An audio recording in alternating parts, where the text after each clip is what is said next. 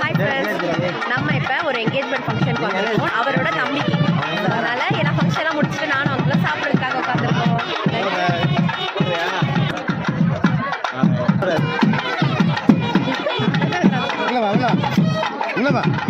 போயிடுறியா?